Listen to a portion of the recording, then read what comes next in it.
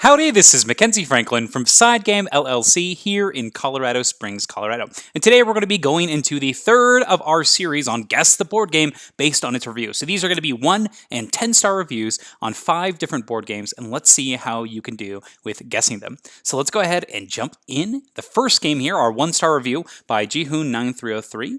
I would rather upgrade my Agricola with fancy worker figures than play this trash with fancy figures.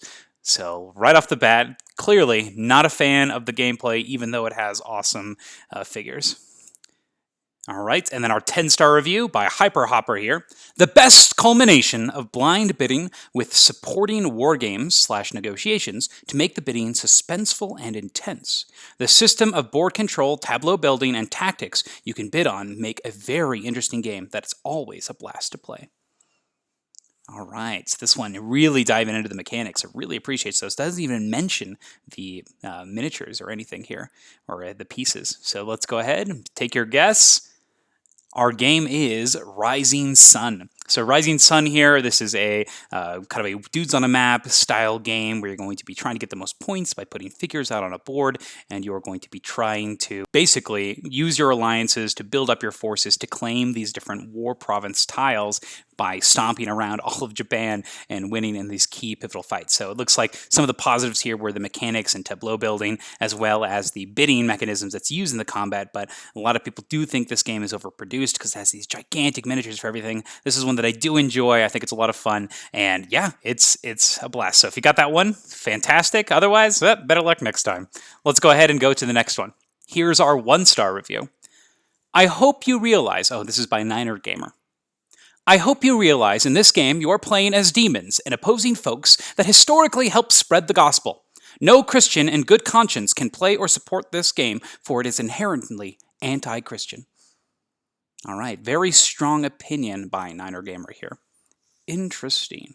And then our 10-star review by Richie J here. A satisfying strategic puzzle every time, and no 2 games are ever the same. There is so much variability in the box, thousands upon thousands of combinations possible. My favorite aspect of this is the fact that it is deterministic. If you win, it's not merit, not due to luck. And conversely, you don't get bad luck screwing you over. Plus, the theme is excellent and comes through.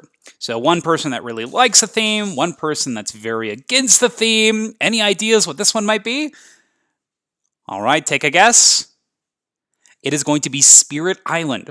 So Spirit Island here, yes, it's a anti-colonialism theme. You play as the spirits and the island repelling these colonialists, these invaders. But Spirit Island itself is a fantastic game. Very asymmetric as you control these different spirits that inhabit different parts of the islands. You're going to be using your powers in order to repel the invaders and hopefully be able to completely get rid of them or scare them off the island. So lots of cool choices here. I love the card play in this. They have fast and slow powers. It's a blast. So that's Spirit Island. Up next, we're going to do our 1-star from Gaia Hero. Looks like it was made in the 70s. Disgusting components, boring game. And inversely, our 10-star here. Great gaming strategy, beautiful artwork, and very light rules. Easy to learn, easy to play, and a huge specter of possible strategies. I love how this game works. It's like a worker placement game with limited resources of worker placing, but not because of the others, but because it depends on your group of followers and your bag management. Brilliant approach, loves playing it. So that's from YXCVBNM. All right, any guesses on this one? So we have one person that's talking about the mechanics and another person that's talking about the components. Interesting. Let's take a look. This is Orleans.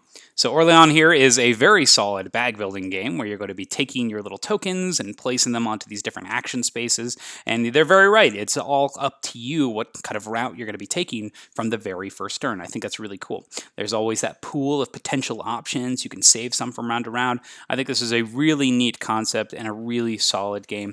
Great design. I think it's a lot of fun. That's Orleans. Our next 1-star review. Now this is a long one from Talismania. Shocking that anyone finds this well designed. Basically take a bunch of incompatible mechanics and shove them into a game, and then shove some more in.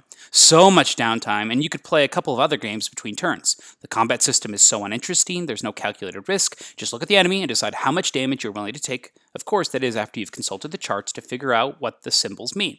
Not that it's interesting once you find out. And are we even with each other? Are we even playing with each other? All interaction is collateral, like a bunch of people playing solitaire together. The worst part is the movement, as if it's annoying enough as to not having a lot of movement options. When it is night, it gets even worse. Note to adventure game designers, there is nothing interesting about moving. This is such a pain and effort put into mooning that you want to cry. Just let me move! Sure, I am a great sorcerer warrior, but somehow I can't walk through the forest at night because I don't have the right movement cards. I have the power to assault the wizard's tower, but fear not, minions of the dark. This stretch of all-powerful hills in front of me prevents me from getting there. Ouch. I love this. I had to share it. I think it's so funny, and it cracks me up. Yeah, is that a thing? Do people not appreciate complicated movement? I think it's really funny. Clearly, this person does not. Next is Astro King 112, has our positive view. By far the best game I've ever played. It rewards the player at every step, making them feel clever and powerful without offering an easy solution to fall back on. It's also highly flexible, adapting to cooperative or competitive formats with a ton of scenarios that each have more replayability than many modern games that I've tried.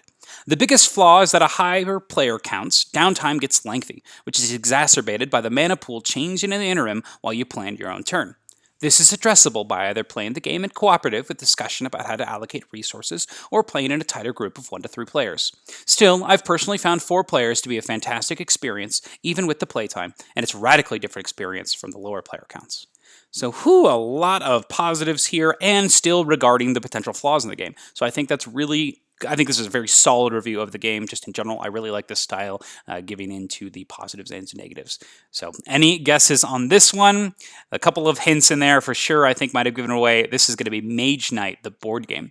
So Mage Knight, the board game, has you playing as this all-powerful being that's been granted these incredible abilities, and it's your whole deal to go through the countryside and just kind of do whatever you want to eventually take down either this conqueror that's coming towards you or a couple of cities. So I think this is a really solid game, but the coolest thing is the card management here. Every card has something you can use it for. It also has, you can use them kind of to fill in gaps. So you can attack or block or move using your cards as just kind of blanks, which is really nice. So everything here has multi-purpose, and I really enjoy that. I also like how it's a slow deck builder, how you're only going to see the cards a couple of times during the game, so it's very important which cards you take. This is a fun one. I do like the adventure aspect, and man, it's just a blast when you can really use some powerful cards. So that's Mage Knight.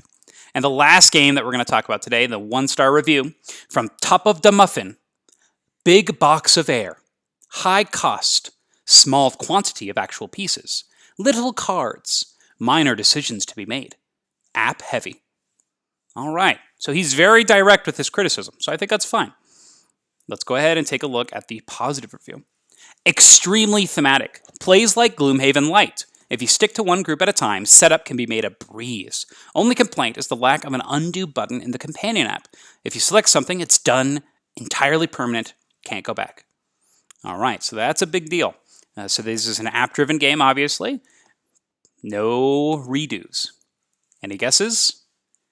This one is going to be The Lord of the Rings Journeys in Middle-earth. So this is the newest iteration of kind of the Mansions of Madness FFG style of game, where you have the app-driven system that's going to be, saving your gameplay, moving things forward, storing your collection, and driving the narrative and the story, as well as some of the actions. And I think this one is really, really cool. This is actually one that we do not have in our library. So this one is more of a campaign-focused game, aside from Mansions of Madness, which is just the one-off scenario style. So I prefer the one-off scenarios for something like this, because the games do take a long time for a couple hours, and I personally am not a huge fan of app integrated games, particularly with something like Mansions of Madness. I find myself being the one that's kind of running the game and on my phone, and at that point I want to be playing the game, so not a big fan of that one. But when showing off, particularly as like a game host, I think these games are incredible, especially if that game host is the one running the app. I think it works extremely smoothly. It adds thematic music, thematic story beats. I really like the card system in this one in particular. This is one that I really do want to try because of the card system. It's like a deck of cards that you'll be running through for tests, similarly to something like Seventh Continent. I think that's really fun. It uses a lot of the artwork from the Lord of the Rings card game, so that's really cool. They've repurposed that. But I do want to give this one a try before I do put it into library, just to see what the big differences are from the Mansions of Madness system. But as you've seen from the reviews here, it is obviously there are some people that really like this game and people that really dislike this game, and I'm curious to see where I'd fall on that. And that's our 5 games for today for the Guess the Board game based on the reviews. How many did you get right? How many did you get wrong? I'd love to hear what you think. Were any of these too challenging, too difficult, too easy? I'd love to hear all of your opinions in the comments. So thank you so much for watching. Side Game Strong.